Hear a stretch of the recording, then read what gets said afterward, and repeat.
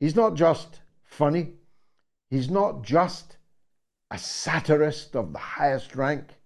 He's politically switched on to Lee Camp. Welcome back to the mother of all talk shows. On that point, you being Good to see you. A satirist, you'll soon be out of work because, I mean, real life could not be more satirically funny. Yeah, it does make my job kind of hard when I feel like reality is lapping satire. It is quite difficult when you have a president that falls asleep through every event. It does become harder and harder. Yeah, he was working out for 90 minutes. That's right. I think, really he has to work out so much because his presidency is not working out. So he just claims he is. And, I imagine it probably involves a team of people trying to make sure his joints still function in one form or another. It's hard to believe that, maybe that's why he fell asleep in Hawaii. He'd been working out for an hour and a half before it. An 80-year-old man. By the way, Mick Jagger is also 80 years old. He's the same age as Joe Biden. But I doubt if he would fall asleep. But the slumber was significant, wasn't it? Because it came after 10 days, I think, certainly a week, of absolute neglect by the government in Washington. And when they did deliver aid to the people of Maui, it was less than those same people, through their taxes, had just given in the latest tranche of aid to the Ukraine. How's that for equity?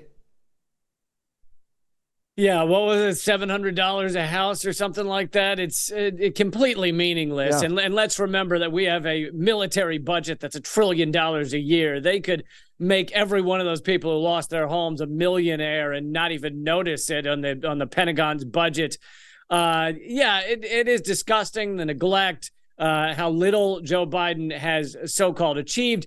But, maybe this is a good thing for the American people to see that when the president is essentially meaningless, essentially just a sack of flesh falling asleep in every meeting, all the machines continue to run. And it actually shows how little the presidency kind of matters. You have the military-industrial complex, the corporate America that is making most of these decisions around the world and wreaking havoc. And the president is kind of like, he makes a decision here or there, or the people around him do, but it's kind of meaningless. And maybe this is helping the American people wake up to, a pun, I guess, unintended, wake up to how little the presidency matters in the scope of things. The wars continue, the bombing continues, the disgrace that is our infrastructure in America remains the same. There's just so many levels that nothing changes, whether you have Biden falling asleep every 3 minutes or Donald Trump ranting and raving every 3 minutes. It doesn't seem to change. Well, according to Biden, the economy is doing very well under the Democrats. The fact that your mortgage rate is now 8% in the United States, which presumably will cause a crash in the number of houses bought and the number of houses sold, because who's going to move from the fixed term mortgage they're already on to an 8% mortgage on a new property? This is symptomatic, isn't it, of a deep malaise in the U.S. economy. Yeah, people are struggling horrifically. I believe it's still 2/3 of America that say they live paycheck to paycheck. You just had people thrown off of healthcare across the country. Over 4 million people dumped off of Medicaid by the Biden administration, and they don't know where they're going to get their healthcare coverage. You have people kicked off of food stamps. It's just again, these presidencies are very similar. The Democrats talk a game as if they care about human beings, and they don't. And people are struggling in just so many ways. There's over $1 trillion of credit card debt. I mean, that's how people are surviving in the United States, is putting more and more on credit cards to just try and cover basic necessities. That is not a bubbling economy. Now, bubbling on another network, I'm sure, is the donkey derby of the putative candidates to fight against Joe Biden on Fox News, although it's Hamlet without the prince, because the somewhat tawdry prince, Donald Trump, is elsewhere. We'll come to him in a minute, but tell us about the runners and riders on Fox News tonight. I mean, I can't even name them all. They're all running over 20% or whatever behind Donald Trump. I mean, there's obviously DeSantis is the big one, but I don't know. They're all competing for who can sound like the who can spit out the most lunacy. And it is all meaningless, as we've seen time and again. No matter what these people say, they all tend to do the same things in office, whether it's a Democrat or a Republican. They all, Republicans try and act more right-wing, Democrats try and act more left-wing, and then when they get into office, nothing they said matters. So I don't know why people tune into these debates and act like what's being spoken is any kind of truth. Although one of them is really two men in disguise, isn't he? That fellow, Chris Christie. I'm sure he's two men in the same suit. He very well might be. Is he the fattest man ever to run for office? He might be. And let's remember, this is a guy who was, kicked out of the governorship in New Jersey within a scandal. And this is the best, the Republicans, I mean, Democrats too, but it's the best they have to show is apparently he's now the moral arbiter. That's how far we've sunk. The guy who left his governorship under massive scandal is now the moral arbiter of the Republican Party. Let's turn then to the prince. He made a big choice not to join the debates. He's so far ahead. You could see why he took that decision.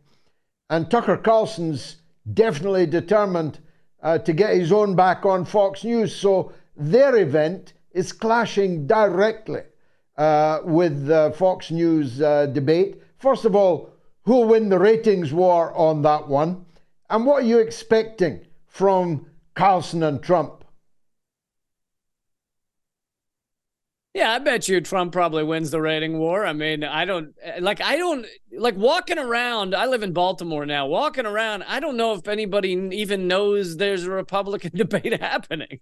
I don't know if people are, is anyone really tuning into this clown show? But I'm sure Trump will win that ratings war. And, I think we all kind of know what he's going to say. He did nothing wrong. He's the best president to ever live. He had a perfect phone call, all that stuff. I mean, it's funny because you have an incredibly corrupt con man going up against the portion of the ruling elite that desperately want to stop him from winning the presidency again. And they're all, of course, corrupt and in bed with the most horrific corporations in the world. And so you have the corrupt versus the corrupt. And, these latest charges, I guess, are some of the most significant, but maybe we'll get into that. Yeah, I mean, he's going to be arrested in Georgia tomorrow. What for? Yeah, it seems like the main charges are that they basically, he and his group put together a competing list of electors to claim that in certain states, including Georgia, he had won the state, and then send those electors to Congress to put them forward as the actual people that would vote for the president, which, to me, this is one of the key things that, well, first of all, I'll say this. Is it a crime? Yeah, I'd say likely it is. It probably absolutely is. He's corrupt. He did everything he could to try and maintain his position as president. But he's going against other corrupt people who are equally corrupt in different ways. But I'll say this, that one of the things that is essentially not mentioned at all in this entire scandal, this whole idea of him putting together competing electors, is the whole elector system. The electoral college is absolutely and horrifically undemocratic. These are people, the whole idea of the Electoral College was put forward initially in the United States in case the American people had the nerve to vote for someone that the ruling elite did not want. So basically, you have this Electoral College, which is the final say in whether the American people got it right. And the Electoral College has put our president into office many times against the popular vote, or at least a few times. So it's a completely undemocratic system that Trump was trying to rig for himself. But of course, that aspect of it, how horrifically undemocratic this is, not mentioned really on your mainstream media. No, and just like the investigation into the Bidens. I mean, I keep reading in the small subsection of media that I inhabit, I keep reading that actually they're discovering more and more information about the Bidens, the Biden crime family, including this, to my astonishment. Apparently, Joe Biden, the Vice President of the United States, was sending emails to his son and his son's business associates under false names, under pseudonyms. I mean, we know about Hillary and her emails and all this, but if the American people knew all this, surely there wouldn't even be a contest over whether Biden gets reelected or not. Yeah, I think his pseudonyms were Sleeping Beauty and the Crypt Keeper were some of the names that he was using on email. No, but people should know that he was keeping contact about these dealings with his son. His son, obviously, on the board of that oil company in Ukraine, getting paid, millions of dollars, and setting up meetings. We now know they had at least one meeting with one of the heads of this oil company in Washington, D.C., that Biden was a part of. And another part of this story is that you see our mainstream media. I mean, the main people reporting on this are the kind of right-wing outlets, but you see all of the kind of liberal outlets like New York Times, Washington Post, etc., running in circles to try and justify the fact that they've gone years denying this story, denying the laptop was real, denying that Biden had anything to do with this Ukraine oil company, even though he said publicly, of course, that he got the prosecutor fired who was looking into this company in Ukraine. So it is amazing to see these so-called, established legacy media outlets, the gymnastics they're doing right now to try and make it seem like they haven't been running interference for the president of the United States this entire time. I mean, these are garbage outlets, and it's really showing right now. Tell us about your next tour, Lee. It's a great title, Not Enough Friends to Bury a Body. Who is that doesn't have enough friends to bury a body? That'd be me. But I'm doing a live, 2 live Zoom comedy shows. So anybody in the world can buy tickets. They're only $5, and it's at the top of my Twitter feed at Lee Camp. First time I've ever done this full new Zoom comedy show hour. And I'm doing one of the shows at a time that's good for London folks as well, because I didn't want you guys to be left out because of time zones. So September 2nd and 13th, and I really hope people check it out. I think it'll be a lot of fun.